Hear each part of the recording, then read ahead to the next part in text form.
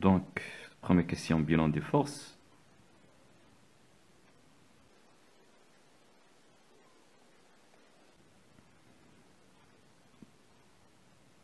P, poids du corps.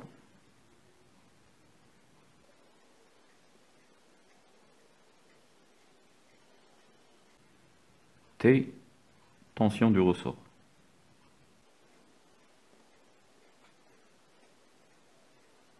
La deuxième question, sachant que le solide S1 est en équilibre, déterminez l'intensité T1 de la force exercée par le ressort sur le solide. Deuxième question, le corps étant en équilibre,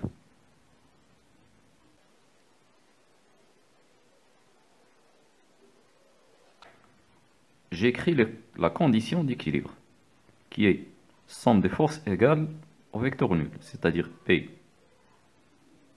plus T plus T1 égale au vecteur nul. Ce qui signifie que T1 égale à moins P. Donc l'intensité de T1 égale l'intensité de P qui est égale à 1 fois G. L'application numérique, T1 égale, la masse est de 150 grammes, c'est-à-dire 0,15 kg, multiplié par G qui est égal à 10. Donc égal 1,5 newton. La troisième question, déterminer l'allongement du ressort. Troisièmement, allongement delta L du ressort.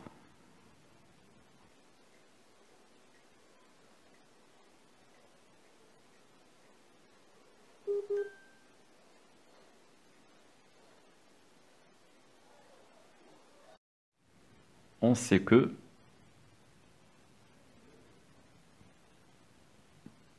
T égale à K fois delta L.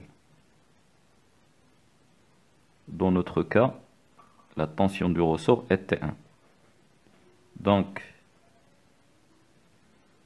delta L égale à T1 sur K.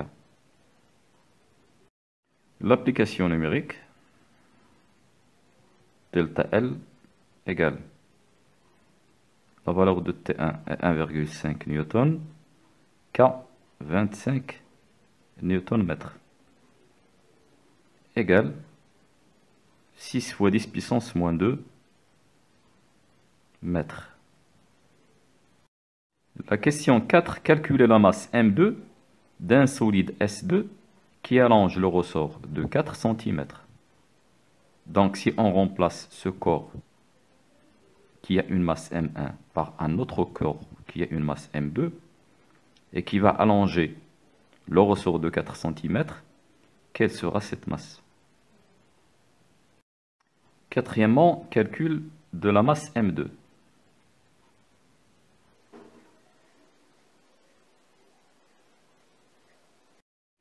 On sait que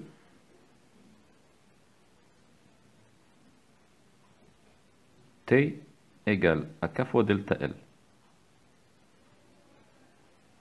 Dans notre cas, T2 égale K delta L2. Et d'après la condition d'équilibre, T2 égale à P2 égale à M2 fois G. Je remplace donc T2 par M2 fois G, qui est égal à K fois delta L2.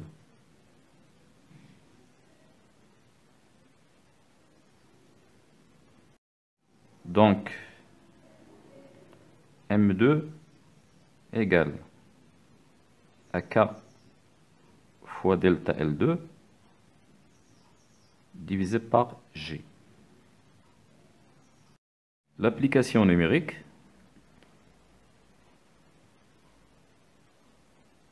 M2 égale la valeur de K est 25, delta L2 4 cm, c'est-à-dire 4 fois 10 puissance moins 2 mètres, et la valeur de G 10.